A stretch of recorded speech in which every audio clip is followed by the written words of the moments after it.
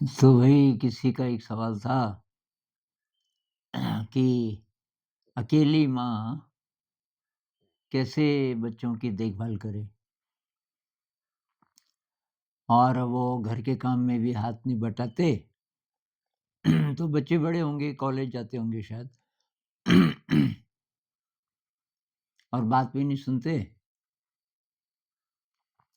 और मैं तो पूरी कोशिश करती हूँ कि उनको जो चीज़ें अच्छी लगती हैं वो उनको दे सकूँ इत्यादि। तो क्या किया जाए? तो वही एक तो दोस्ती कीजिए उनसे। भूल जाइए कि वो आपके बच्चे हैं और आप उनकी देखभाल कर रही हो। ये फीलिंग तो बच्चों को देनी भी नहीं चाहिए कि भाई देखो तुम मेरे पे डिपेंडेंट हो। मैं देखो कितना मेहनत करती हूँ, जॉब करती हूँ और जॉब मेरे को अच्छा भी नहीं लगता। ये कितना ट्रैफ़िक होता है आजकल और रोज़ मुझे डेढ़ घंटे उधर जाना पड़ता है ऑफ़िस में। अब वहाँ रहो 8 घंटा वो बोरिंग काम करो, फिर वापस आओ, रात हो जाती है। तो अब उनकी क्या स्थिति है मुझे नहीं पता। मैं वैसे बोल रहा हूँ कि इतनी दिक्कतें आप झेल रहे हो उनके लिए और फिर वो सुन भी नहीं रहे। तो हमारी अपेक्षा होती है कि हमारे बच्चे हैं, हमारी बात सुनेंगे, घर के काम में हाथ बटाएँगे, कुछ अपेक्षा मत करो।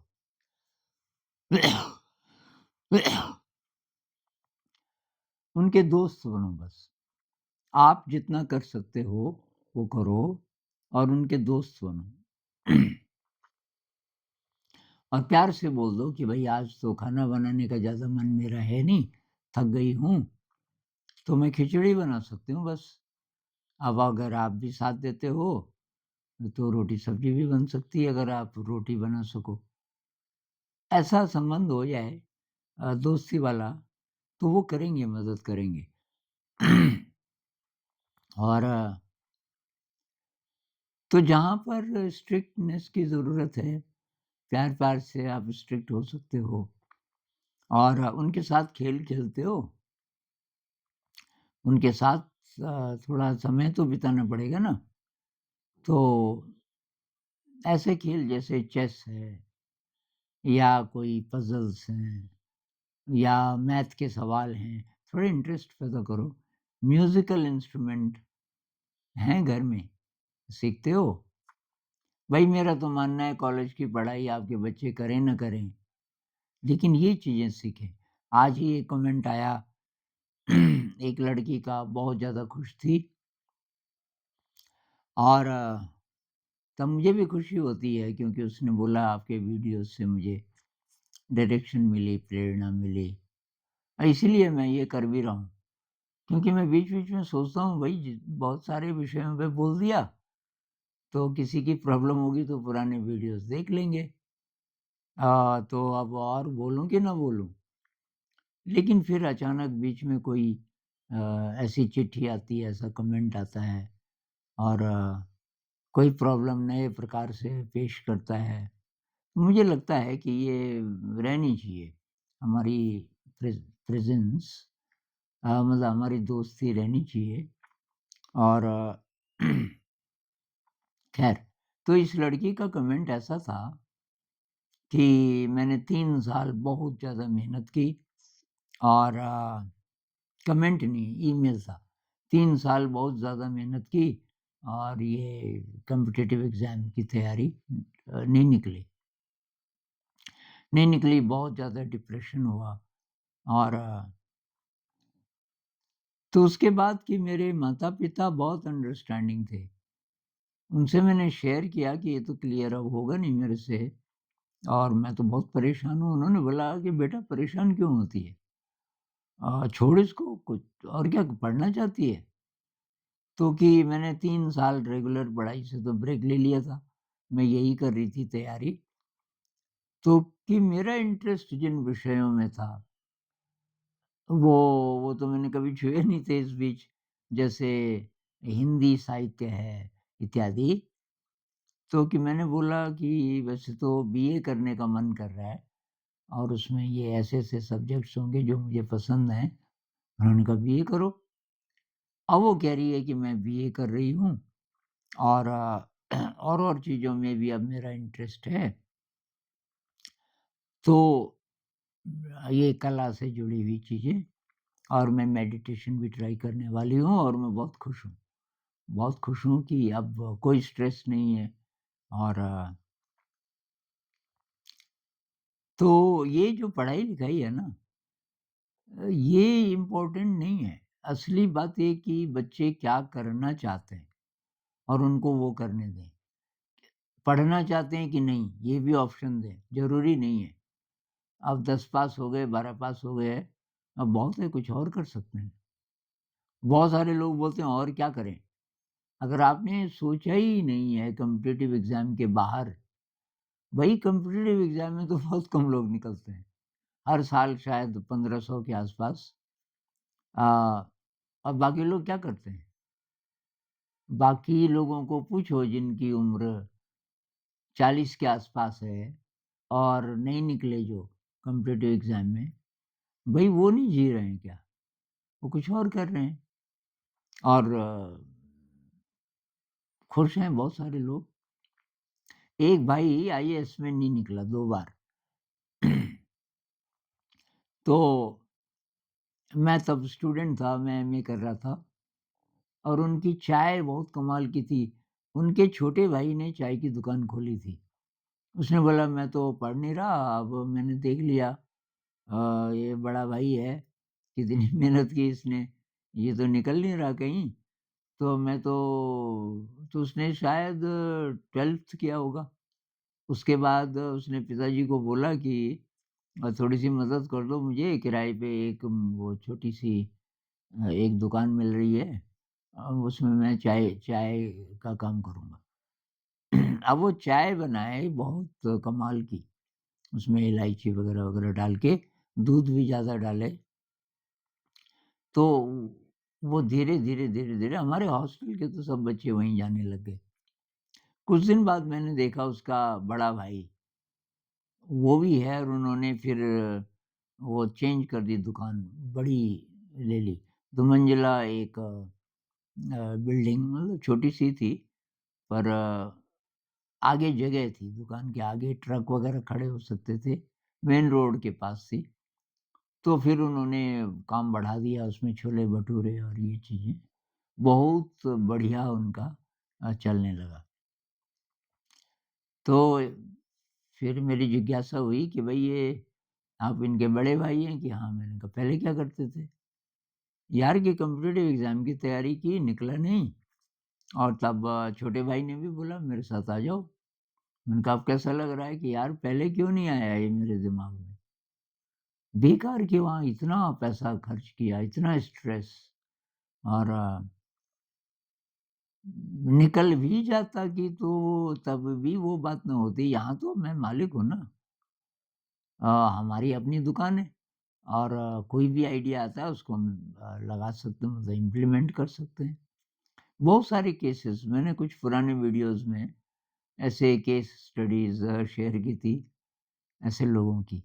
तो असली बात ये है, एक तो आपके बच्चे नहीं हैं। खलील जिब्रान कहते हैं ना, "your children are not your children, they come through you but not from you." आप तो रास्ता बने ना, वो दिव्य आत्माएँ हैं पता नहीं किस जगत की, आपके माध्यम से इस जगत में आई। आपने उनको जन्म दिया। अब ये मत बोलो ये मेरे हैं। तो आपकी ज़िम्मेदारी क्या है? आपकी ज़िम्मेदारी ये है कि बेस्ट जो हो सकता है मनुष्य के लिए, मनुष्य के इवोल्यूशन के लिए, वो परिस्थितियाँ दें बच्चे को और आप उस यात्रा में हैं तभी हो पाएगा। अगर आप सर्वाइव कर रही हैं केवल कि जी नौकरी कर रहे हैं, बहुत मुश्किल भी है, स्ट्रेस भी है, लेकिन क्या करें, अब ये खर्चे तो बच्चों की फ़ीस है, कपड़े हैं, कमरे का किराया है, खाना-पीना इत्यादि, सर्वाइव कर रही हैं केवल। ये तो सही स्टाइल नहीं है। आपके पास थोड़ा एक्स्ट्रा टाइम होना चाहिए और गुज़ारे लायक पैसा भी होना चाहिए। तो अगर आप ढूँढोगे तो और अपॉर्च्युनिटीज़ मिलेंगी।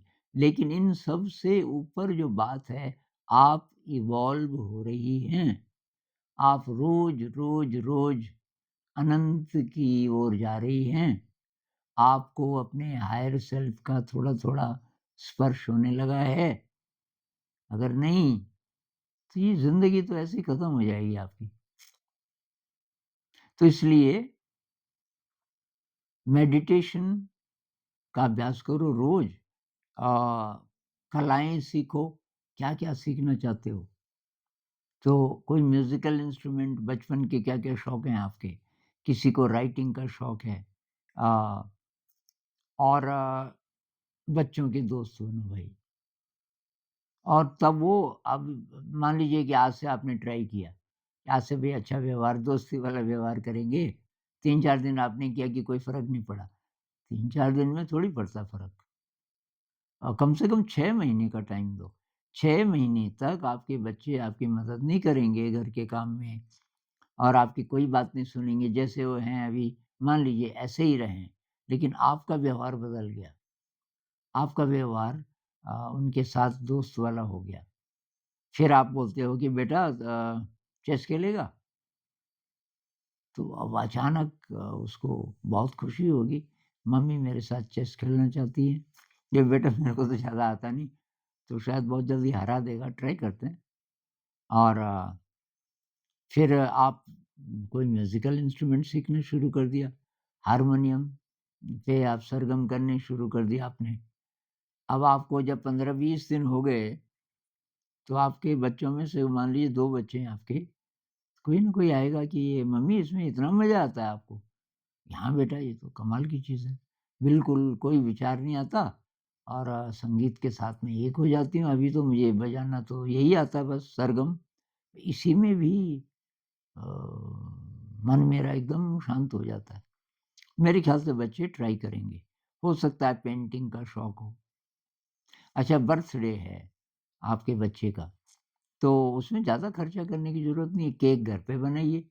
बच्चों को बोलिए नए ढंग से मनाएँगे। घर पे केक बनाएँगे आटे का और वो बनाने से आजकल तो यूट्यूब में सब रहता है ना, कुछ भी बना सकते हो आप। और घर पे मतलब आप सजाइए वो। तो आप अगर उनकी ज़िंदगी की जो ब्राइटर साइड है, जहाँ से इवोल्यूशन पॉसिबल होता है इंसान का, आप उसके प्रति आपका कंसर्न हो गया और आप उनके साथ उनको टाइम देने लग गए, उनके साथ कुछ खेल खेलने लग गए, उनके साथ संगीत करने लग गए और तो बहुत फ़र्क पड़ेगा। अब आप उनको अगर लेक्चर देने लग गए कि भई अ पढ़ाई ढंग से करो और ये करो और वो करो, ये तो बोलना ही नहीं है। जैसे दोस्त को हम ऐसे नहीं बोलते ना कि भई तू ये कर और पढ़ाई कर। अब दोस्त है वो तो बराबरी का है। तो बराबरी का, जैसे कि आप उसी उम्र की हैं। इतनी दोस्ती कि आपका बेटा आपके पास अपनी सीक्रेट्स बोल सके। उदास है एक दिन, आप ऑफ़िस से आती हैं, देखती हैं, ये उदास बैठा है, उसके पास जाती हैं, "क्या हुआ बेटा?" नहीं, नहीं मम्मी बस ऐसे ही, नहीं कुछ तो है। वो लड़की है ना मम्मी तो अब रोज़ थोड़ा-थोड़ा बातें होती थी, आज उसने बात ही नहीं की मेरे से। ऐसी-ऐसी बातें आपसे बोल सके और तब ऐसा होगा कि वो सीक्रेटली कुछ नहीं करेंगे। कोई गलती भी हो गई, तो आपको वो बता देंगे कि मम्मी आज तो ऐसा हो गया, कि क्या हुआ? और 3-4 दोस्त थे सिगरेट पी रहे थे, कहने लगे क्या यार तू कैसा मर्द है? तो स्मोक नहीं करता? ले, ले सिगरेट ले, एक ने मुझे सिगरेट जला के दी और उनके प्रेशर में 2-4 कश मैंने लगा दिए। तो ऐसी बातें नहीं बताते बच्चे माता-पिता को, क्योंकि दोस्ती नहीं है। आपकी उनसे दोस्ती हो गई और 6 महीने का टाइम दीजिए, वो सारा घर सँभाल लेंगे। अगर 1 बेटा और 1 बेटी है, मतलब 2 बच्चे अगर आपके हैं इस उम्र के 15-16 साल से थोड़ा बड़े, सारा घर सँभाल लेंगे वो, पक्की बात। क्योंकि अब जो मम्मी थी वो मम्मी नहीं, वो तो हो गई दोस्त, तो सेंसिटिव हो जाएँगे धीरे-धीरे। अगर आप मेडिटेशन ट्राई करने लग गई, वो भी ज़रूर कोशिश करेंगे, तुरंत नहीं, 1-2 महीने में नहीं। वही बात 6 महीना दीजिए, 6 महीने में देखिए क्या-क्या होता है, नहीं भी हो परिवर्तन कोई बात नहीं, पर आप तो बदलनी शुरू हो गई ना। एक बात मेडिटेशन इसलिए मत कीजिए कि आपको देख के तब वो भी करेंगे। आप तो अपनी ज़िंदगी में उजाला भर रही हैं, लेकिन उसका असर होता है दूसरों पे, मैं इसलिए बोल रहा हूँ। लेकिन आप तो अपने लिए कर रहे हो। आप अगर संगीत कर रहे हो सरगम, इसलिए नहीं कि मेरे को देख-देख के ये भी संगीत सीखेंगे और सब थोड़ा-सा इनका इवोल्यूशन होगा, ये नहीं। ये अंदर तो इच्छा होती है पर कुछ नहीं, आप अपने लिए कर रहे हो। ये बेस्ट ये है ज़िंदगी में प्रेरणा। आप खुद कीजिए। रोटी बनाना कैसे सीखे आप?